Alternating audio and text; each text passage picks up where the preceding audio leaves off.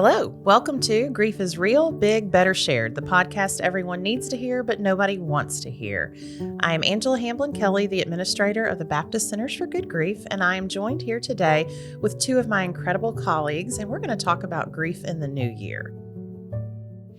I'm Kevin Lee, President and CEO of Mid-America Transplant, and we are honored to sponsor this episode of Grief is Real, Big, Better Shared. At Mid-America Transplant, we have the privilege of working with families across southern Missouri and northeast Arkansas who make the heroic decision to donate their loved ones' organs or tissues. While donation often brings families comfort, they are still heartbroken by their loss. We are driven by compassion for these families and continue to walk with them through their grief journey. Mid-America Transplant provides several programs to help families memorialize their loved one, but we believe that some of the best support can be provided by a grief center. We are proud to work with the Center for Good Grief and appreciate everything they are doing in the region to bring healing to people who are coping with loss. Mid-America Transplant is inspired by life and by the donor families who give transplant patients a second chance at life. For more information about being a donor, visit sayyesgivelife.org. We know that grief is the most universal experience there is. Again, this is the podcast everyone needs to hear because grief involves pain and vulnerability, which is also why it's the podcast nobody wants to hear. So let's talk about the new year and grief. Here we are in December. We're in the midst of the holidays, but the new year is coming. And we know that. The calendar tells us, our bodies are telling us, the world is telling us. And that can mean some different things with our grief. So we're going to focus on that today as we go through these holidays and we approach the new year. And I am joined today with two of our counselors, Hannah and Aaron. So thank you both so much for being here with me today. Thanks for having us. Yeah, happy to be here. So we often talk about grief being like the ocean and that grief comes and goes with waves. And along with the waves of the grief image, the holidays, they represent like that wave that we can see. We talk about sometimes waves that come at us with our grief and we misjudge them. And they might, kind of knock us over, that kind of thing. They may surprise us. But some waves we can see, like we see them coming and we know we need a plan. And we've talked about that in our other holiday episodes on our podcast about how important it is to have a plan as you navigate the holidays. So we have this wave coming at us. We see it. It's on the calendar. It's the new year. And even when we just hear that, our bodies may react. A new year with our grief. What does that mean? And so that's what we really want to talk about today with everyone is that wave that we see coming and how do we navigate that new year with our grief. So for a quick review, let's just kind of talk about why the holidays are hard in general. And so we're in the middle of them right now. We know that grief is hard on a normal day. Just a regular old Tuesday can be hard with our grief. And then the holidays, because family is the central focus. There's so much added stress. The energy is different all around us. The holidays are a time of remembering. There's a buildup in all the past traditions. So we know that those are the things that make the holidays tough anyway, without even seeing that wave over there with this new year coming at us. And so there's the brand new year. Certainly. And I think that the New Year is one of the most difficult holidays that I've encountered with working with my clients because all of a sudden there's this brand new year and this word new is thrown around so much, right? New year, new calendars, everywhere you turn on your phone, if you're on social media, if you're watching TV, whatever it may be, there's this messaging of, new everywhere. And for us as grievers, new is the absolute last thing that we want, that we asked for, that we invited into our lives. We are reaching back for the old. We are reaching back for what we used to have. And all this new is really being thrust upon us. And so it can be a strange push and pull, a paradox, right? Where we're wanting to hold on to this last year because that's maybe where our loved one feels like they are, but also that's really painful. So we may feel stuck in this push and pull.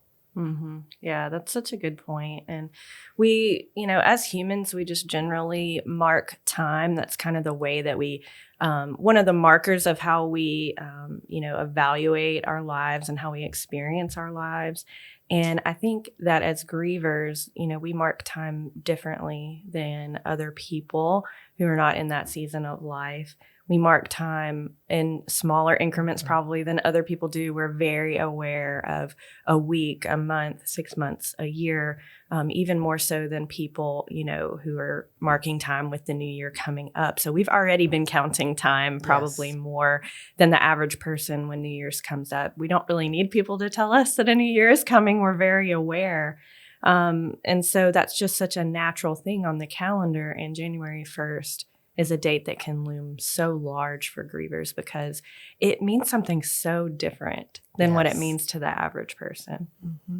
Certainly. And I think that's such a beautiful point, Erin, because our relationship with the calendar, with dates, changes so much. I don't think that there's a time that we're more aware of the calendar when we're grieving. We mark those months. And we, as this new year, this January 1st, like you said, is looming, I think there's a lot of really natural protest and resistance to that. I've heard so many folks tell me, it just feels like I'm leaving my loved one in the last calendar year. Yes. That I'm leaving them behind. And certainly we don't want that. And so you're right, Erin, there's just so much added meaning and emotions and thoughts all around this new year, this change. Well, I love that you use the word protest because there's that protest of going into a new year without them. So you talked about leaving them behind, in the year that we're in, but how can I possibly live a new year, a new calendar without them? And then how could I possibly be joyful or happy about it, happy in this new year? So I love that you use that word protest because I think we probably don't talk about that enough in grief. And I think people really feel that so much more than they say. Yeah, I had a client once tell me that every day that passed was like a step further away from their loved one. And so how much more intense is that going to be when you enter a new year without your loved one, right? If every day is passing is making you feel further away from them and your memories of them and the time that you spent with them, then, a new ending to the number on the year is going to, that's a year that they didn't necessarily see or got to experience at all. And that can be very painful. And I think it's a big contrast to how a lot of other people are experiencing the new year around you. There's a lot of excitement. People are, kind of gearing up for a clean slate. They're wanting to do all of these exciting and fabulous things in the new year. And you are not on that same page at all and experiencing it very differently than maybe most of the people around you or most of the people that you're seeing on social media and things like that. Well, and even just the word new coming at you. When, again, I'm just coming back to that word, Hannah, you said of protest. It's like, I want the old, I want the old, I want the old. The old is what I know. It has my love. It's my comfort. And everything about my loss and my grief is bringing so many new things that I don't want. And then now it's just being thrown in your face with new year constantly. And new year, new you. And we know as grievers, one of our tasks of mourning is to develop this new self-identity, whether I was a spouse and now I'm a bereaved spouse, I was a daughter, now I'm a bereaved daughter. And we're having to do that identity work already, and we don't want to. And now to have it packaged and glamorized and sold to us, certainly who wouldn't protest that? So I think that also, we have a lot of changes in how we approach the holidays, on what we want to do as well. Our experiences and our grief may change things that we like to do. So we may not want to be around crowds. We may not want to be around loud noises. We may just not enjoy what we used to enjoy. We may just feel this new, quote unquote, new us is sad or wants to be alone or is angry. And so I think we just show up very, very differently on what we want to do. That's such a good point because the holiday itself, the event, the planning, some people are all very sparkly and very, celebratory. And what are you doing for New Year's? And, not to mention if you've lost a spouse or a significant other, and that ritual of having a kiss at midnight can be so painful to think about. And, it wouldn't be surprising at all if grievers don't want to do what they normally do on New Year's, or kind of want to spend it in a much quieter way. That wouldn't be surprising at all. Absolutely. And there may be things that we plan for to take care of ourselves on New Year's. We could decide to pop into a party. I have lots of folks that pop in and they have an escape route, kind of, take their own vehicle, they can leave, things like that. And so just really taking care of yourself on that holiday is going to be so important because, your needs have changed so drastically. So let's talk about that. We talked about why this is hard. We're in the midst of the holidays. We revisited that grief is hard on a normal Tuesday, and then it's hard during the holidays. But as we approach this new year, let's focus on some ways that people can really be mindful about in terms of coping with this new year. Yeah. Well, I kind of loved what you said, Hannah, about people popping into a party or something like that, because the truth is that we do need social support. We do need our people. And so keeping that in mind as we make a plan for New Year's is good. There may be some people that are able and willing to pop in somewhere where their friends are at. But I imagine that a lot of people aren't even going to be up for that. And so making a plan maybe with, a quieter, a gentler night on yourself, if you can ask the right people to kind of be around people that are going to be understanding and supportive, and just say, hey, what do you think about checking in with me on New Year's Eve or January 1st? What do you think about spending a night in with me? And, just being very gentle and comforting on yourself. That could be a good way to ask for help from your people. And I will always tell my clients, look for the people that are, maybe they haven't been exactly where you have been. Maybe they don't experience every feeling the same way. But if somebody is actively trying to support you and understand you, those are the people that you want to reach out for support, not the people that maybe are making you feel bad or guilty that you're not going out to a party, or, come on, you want to go out, you do. And you're like, no, I really don't. Those might not be the right people to ask for support. They mean well, but let's look for the people that are going to give you what you need in that moment. That's such an important reminder too, I think, just for grief in general, is that our support people can look different than we maybe thought they would be. Sometimes I hear this from clients all the time, like, this person is ending up really being a support person to me, and I would have never picked them. I would have never thought this would have happened. And so sometimes those people can change. I think you're right, Erin. It's like sometimes we need to step back and really look at, well, who is showing up, who is trying, versus who's trying to make me do what they want me to do, And I think you made such an important point, that self-compassion, being really gentle with yourself, Erin. I tell this little story, I guess, to my clients all the time. I don't know where in the world it came from, but I say, imagine a little 8-year-old kid walks in this counseling room right now, and they're wearing, and they do what 8-year-olds do, right? They jump up and they go, look what I can do. And we're like, great job, buddy. You jumped so high. Woo. And then the next day, the same kid walks back in, but he's wearing his backpack with all his textbooks in it. And he tries to jump again, and he doesn't jump as high. And he's like, oh, I'm the worst. I'm the worst jumper ever. I can't jump. Of course, us as adults, we're going to say, bud, you've got a huge backpack on. And remembering that we're right now in the holiday season wearing a lot of weight on us.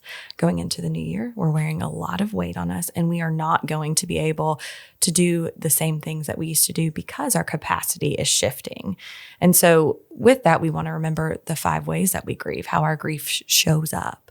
So it shows up physically, emotionally, spiritually, cognitively, and behaviorally. So we need to, lead ourselves towards that compassion in these categories.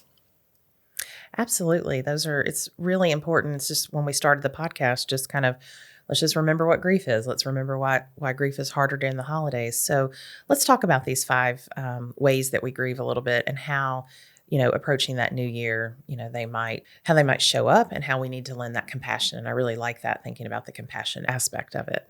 Well, I'll start with physically. We need to balance movement and rest. And I think movement sometimes for a lot of folks can be very, very difficult to find in grief, because sometimes we are more on that end of wanting to be still, maybe lethargic. And if that's where you find yourself, moving a little bit. Are you supposed to go out and run the half marathon tomorrow? Absolutely not, but walking around the block, right? Or maybe we are moving, so we don't have to stop and feel. And so allowing ourselves to rest and remembering that is valuable. And then I'm a big proponent of, we don't have to have some awesome meal planned right now. Let's just make sure there's some color on our plate, right? We don't want a brown plate constantly, or we don't want desserts constantly. And then that water, just grieving folks get dehydrated often. We're crying, we're not thinking about drinking water, all those things. So drinking water, and then just watching, especially during the holiday season, alcohol intake.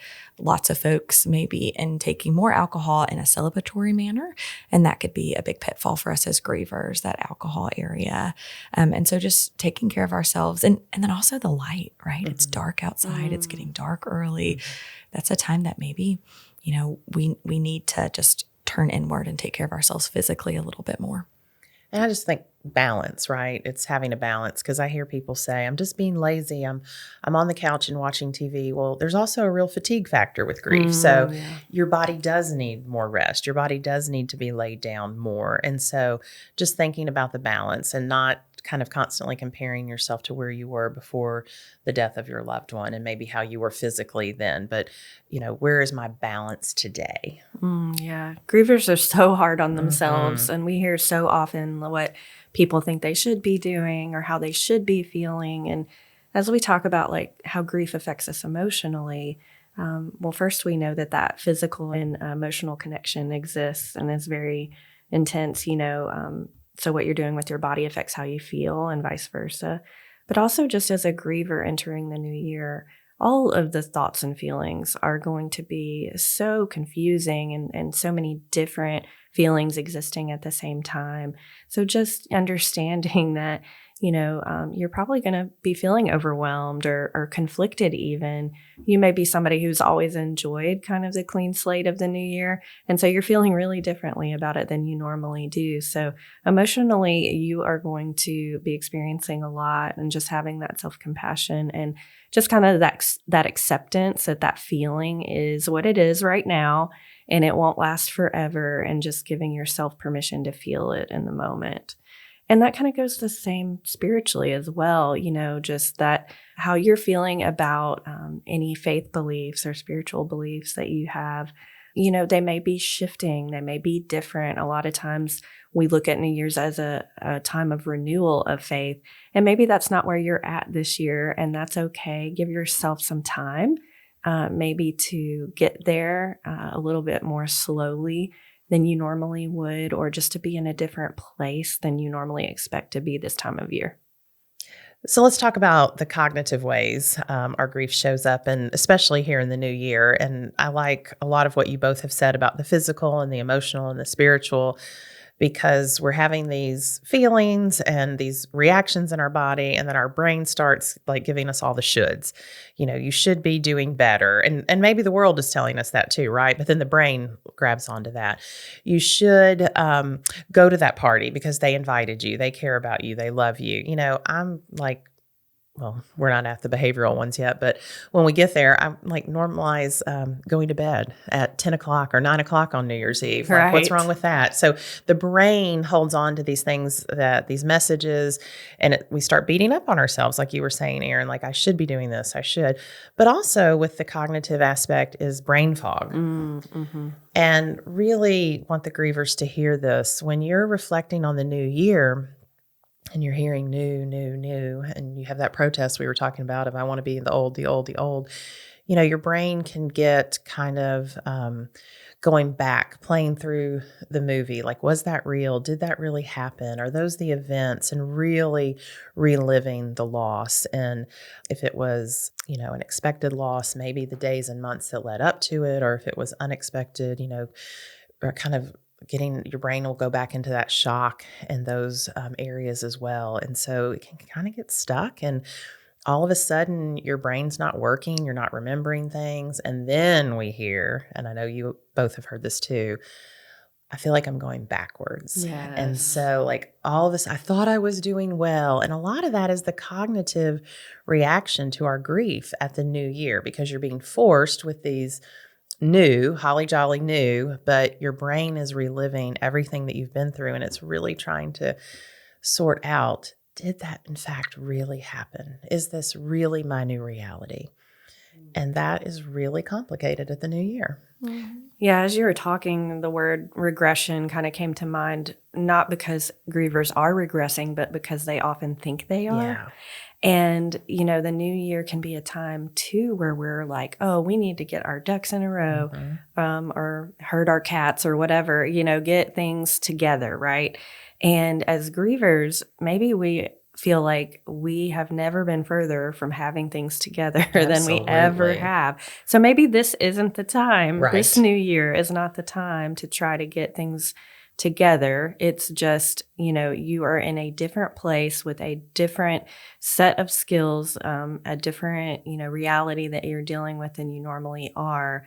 And so maybe just, this is not the year to think that you're going to get all of your ducks in a row, that it's going to have to wait, because right now all of your cognitive energy is just trying to survive this period of grief in your life. Right.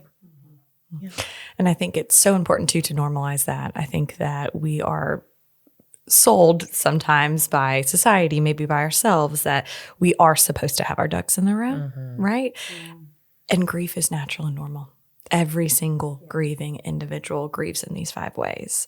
And it's not that you're doing it wrong by feeling like, oh, I'm moving backwards. Oh, I'm not doing this, whatever Sally Sue posted on Instagram that says that's not what my life looks like.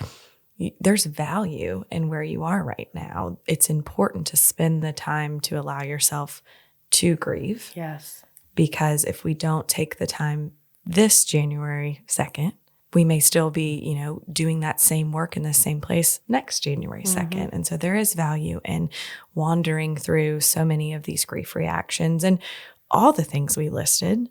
How in the world would your behaviors not change? How in the world would your behaviors not change with all these other, grief reaction categories showing up? And so sometimes these will be involuntary. We talked about loud noises, crowds, and sometimes these will be really voluntary. And changing your behaviors may be your form of self-care, your form of self-compassion, your form of coping, support. I mean, we do need to make these intentional changes, and we need to allow ourselves to just give ourselves some grace on the unintentional behavioral changes that happens with grief. Because the irritability is real. Yeah. The irritability, and I always come back to irritability. I just hear so many people describe it, but don't put the word to it or don't understand that's what's happening. They'll just start, like what you were saying, Erin, just more of this like beating up on themselves about, well, I don't know why I'm acting this way. And it's just so much irritability. And it just comes back to that principle that we were saying, that you're leaving this year with your loved one, and you're entering a new year that they never get to see, they never get to part of. You don't get to make new memories. Of course, irritability. Of course, like you said, Hannah, your behavior is going to be impacted. Yes, absolutely. And I think it's so important to remind ourselves that, again, like Hannah said, this is natural, this is normal, and that there is nothing wrong with you.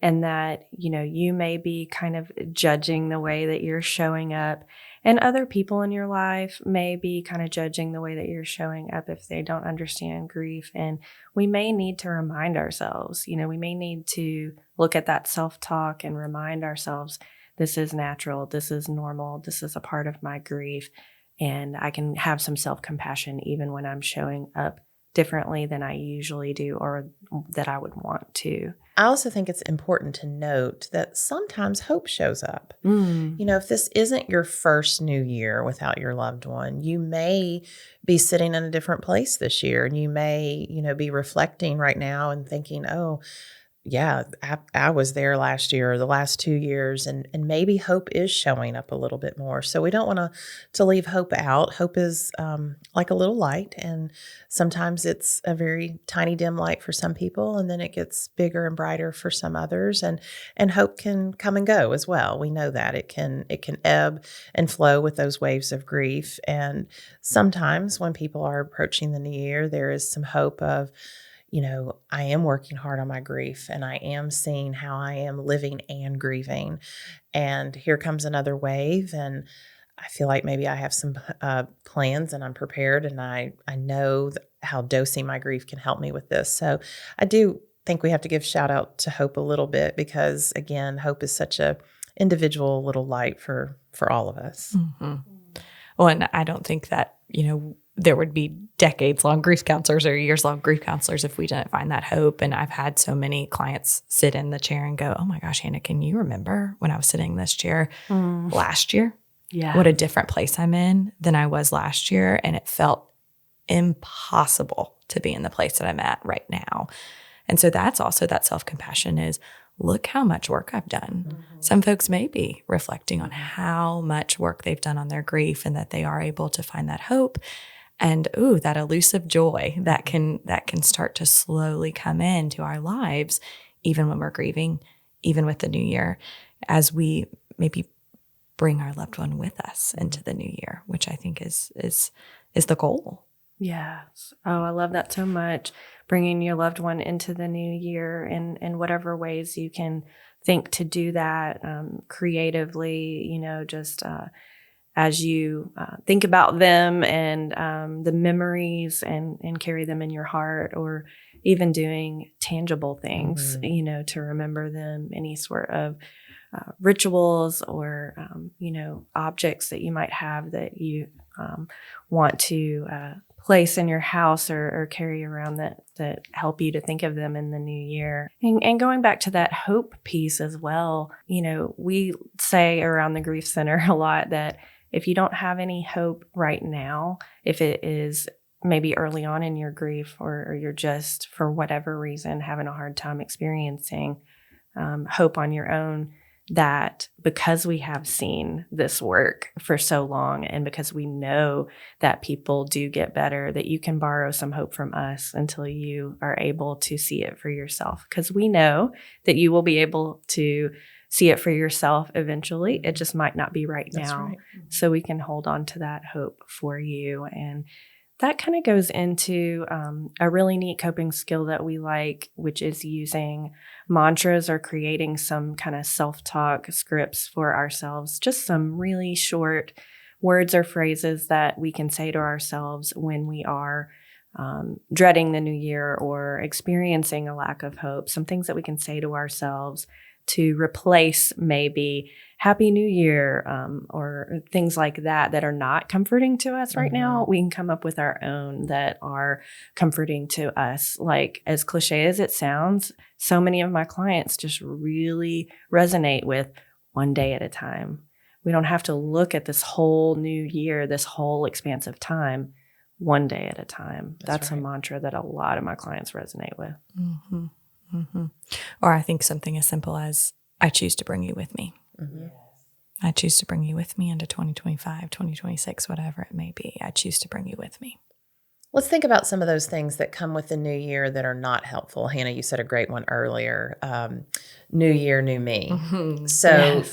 So somebody says that to a grieving person. How do we help them? Or what are some things that you all have helped clients work through about, okay, maybe we don't have to say that. Maybe we can use this mantra instead, like when that message is being told to me. We could flip it. It is a new year, new me, because I'm grieving and right. I am different. Mm-hmm. And so I need different care and I need different support. I need a lot of different things right now because it is a new me, not in the way that you think, little Sally Boohoo that's all happy and shiny over there, but it is a new me. Yeah, that's a good thing to keep in mind that we might need new things. So, a mantra for that could be whatever I need for self-care. Mm-hmm. I can do that, even if it's different than what I normally do. I've had clients just simply flip it to, I'm grieving, I'm grieving, I'm grieving. Yeah. And that's the mantra. And I had a client one time, he said, that just feels so silly when we were coming up with mantras. He was like, I feel like I need a better one. And I said, well, I feel like we need to embrace the fact that we're grieving. He was like, oh yeah, that's a good point. It seems silly, but I'm grieving. I'm grieving. So when I hear Happy New Year or New Year, New Me, I'm grieving. This is where I am today. Like you were saying, one day at a time, I am grieving. What are other things that, we know that grieving people will hear that we've kind of had to help them flip the message?